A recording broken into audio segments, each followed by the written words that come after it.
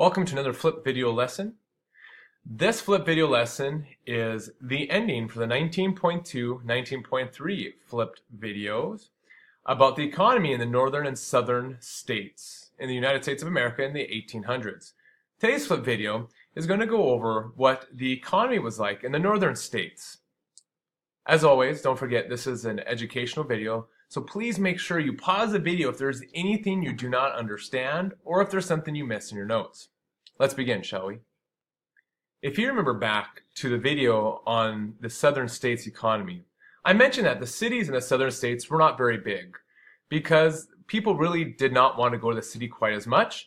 There was money in slavery and cotton, so land that maybe would have gone to expanding cities stayed with farmers. Well, the opposite was true to be seen in the northern states because there was a huge growth in cities. And this growth led to a massive market for industrial or manufactured goods. Because there were so many people living here, these people needed items. These people created a market for certain products. So rich businessmen created factories and created businesses to meet those demands. Also in the northern states economy, we saw that there were improvements in farming. And this first off creates isn't it fun sometimes to hear your teacher make a verbal mistake?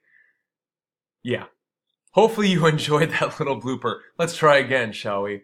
So, improvements in farming for the northern states increased the productivity, the amount of items they could harvest.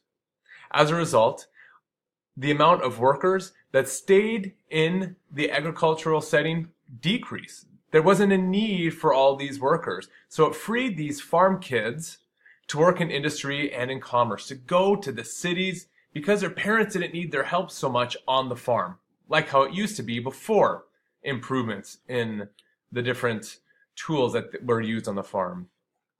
There was also technological innovations, and this also pushed productivity in factories. First off, there was something called mass production, which was used in factories. And mass production was this idea that you could produce objects or items a lot at a time, which is what this lovely picture shows.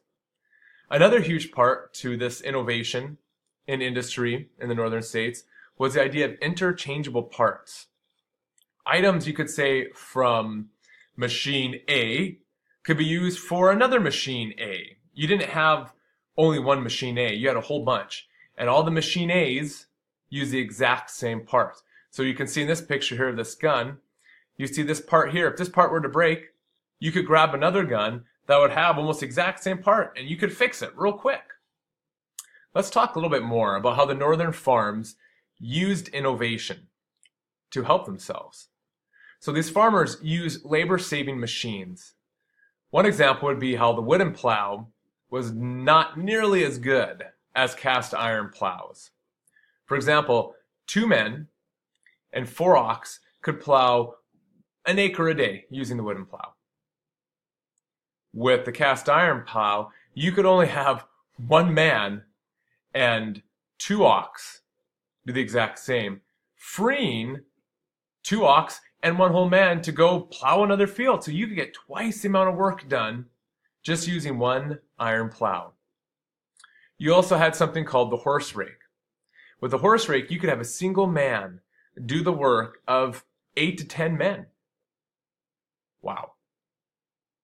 Then you had what was called the mechanical thresher.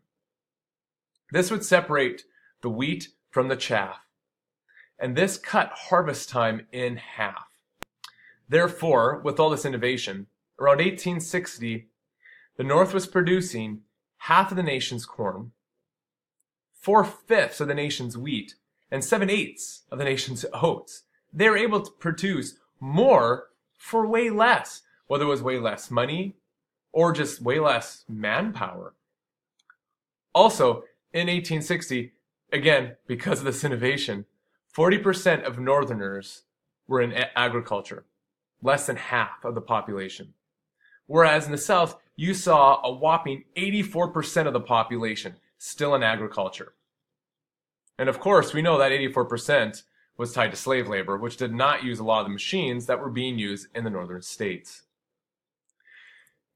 Farm families started raising items now for selling, not just to consume for themselves. An example, in New Hampshire, people started selling sheep for wool.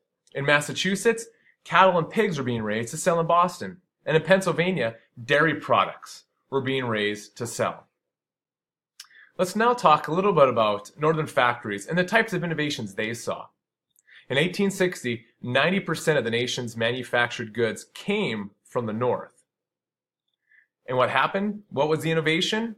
Well, you saw household industries or cottage industries move to factory production in cities. That's a huge innovation, as you can see from this picture. This meant that small rural factories and village artisans who created items for local markets couldn't compete against these factories with these machines that produced a whole lot more for a whole lot less. Take a moment, look at these two pictures, and see if you can figure out why these cottage industries couldn't compete against the factories. Shouldn't take you too long. Let's talk a little bit now about how northern factories were run. What people started to see is that there was more efficiency when operations of different goods were moved under one roof or in one building. As a result of moving everything into one building, workers started to become more closely supervised for efficiency to make sure they're doing their best on those machines. Workers then started to work on a clock. They didn't just work when they wanted to, like back in the cottage industry. You'd wake up, you'd work a couple hours, maybe take a long lunch, start working some more.